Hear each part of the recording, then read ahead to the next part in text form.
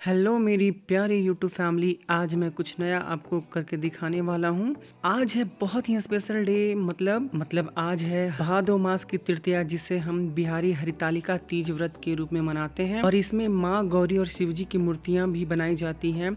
हालांकि पूरे प्रदेश में पूरे बिहार में अलग अलग प्रकार से ये मूर्तियाँ बनाई जाती हैं। कोई बस मिट्टी रख कर के बनाता है या फिर कोई बालू रख कर के बनाता है, लेकिन मैं तो हमेशा से कुछ यूनिक और स्पेशल करने की कोशिश में लगा रहता हूँ। तो मैं हमेशा से मूर्तियों को आकार दे करके, गौरी और शिव जी का आकार दे करके बनाने की कोशिश करता हूँ, और उसी से ही मेरी भाभियाँ उनको पूजती हैं। लेकिन इस बार की तीज का समय सुबह के 10 बजे तक होने की वजह से मुझे बस 1 घंटा ही मिला था मूर्ति बनाने को। भाभी बार बार परेशान कर रही थी कि जल्दी जल्दी बनाइए ताकि मैं पूजा कर सकूं, अदरवाइज़ क्या होता कि मुहूर्त बीत जाता, अच्छा शुभ मुहूर्त बीत जाता।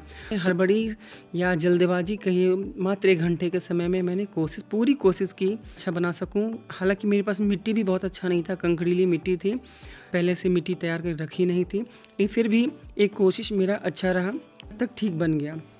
हाँ, तो आप लोग को मैं अपने मूर्ति बनाने की कला को दिखाते हुए इस व्रत के बारे में भी कुछ बताता चलूं कि ये व्रत सभी शादीशुदा महिलाओं के लिए होता है। इसकी शुरुआत नहाए खाए से ही शुरू हो जाती है, मतलब 1 दिन पहले से ही। और 1 दिन पहले से ही सारी महिलाएं अपने हाथ में भर भर की मेहंदी लगाती हैं ताकि अपने शिव जी को खुश कर सके। तो मैंने भी अपने भाभी के हाथों में 1 दिन पहले ही मेहंदी लगाने की बहुत अच्छी कोशिश की थी। हालांकि मैं प्रोफेशनल तो हूँ नहीं, लेकिन मेरी एक हमेशा से कोशिश जारी रहती है कि मैं कुछ अच्छा कर सकूँ।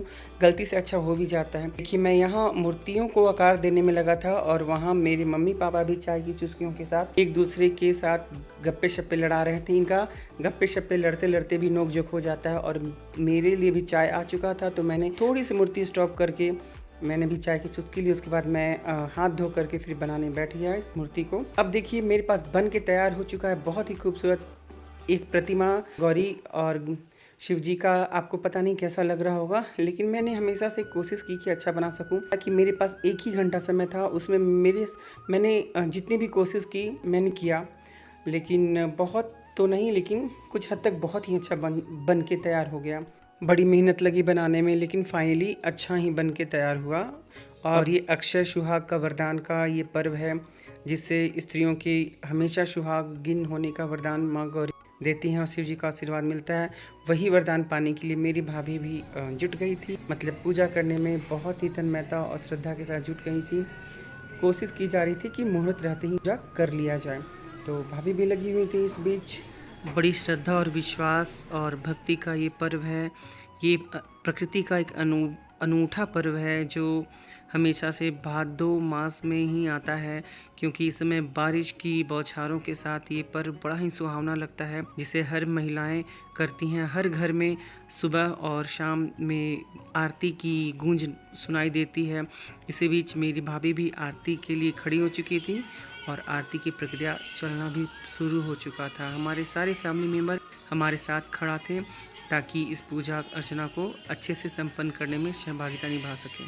पूजा समाप्ति तो हो चुकी थी, लेकिन भाभी भी अपनी पोज देने में पीछे नहीं हटी। साथ में अपने शिव जी का भी आशीर्वाद लेते हुए अपनी सासू माँ का प्यार और आशीर्वाद के साथ हो चला था दूसरे दिन का समय। और दूसरे दिन लोग विसर्जन करने आते हैं। हमारे घर के ठीक पीछे एक तालाब है, उसी तालाब में हम लोग भी मूर्ति को विसर्जन करने जाते हैं पूजा अर्चना के बाद। तो हम कहाँ पीछे रहने वाले थे, हमने घर में पूरे अच्छे तरीके से माता गौरी और शिव जी का भ्रमण करवाया और उनसे खूब सारे आशीर्वाद पाए, और हम लोग भी तालाब के किनारे पहुंच चुके थे।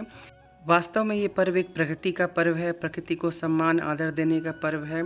इसे अगर दिल से निभाया जाए, तो सच्चे मन से अगर पूजा की जाए, तो ज़रूर मनोकामनाएं पूर्ण होती है। तो कैसा लगा मेरा ये वीडियो ज़रूर बताएं।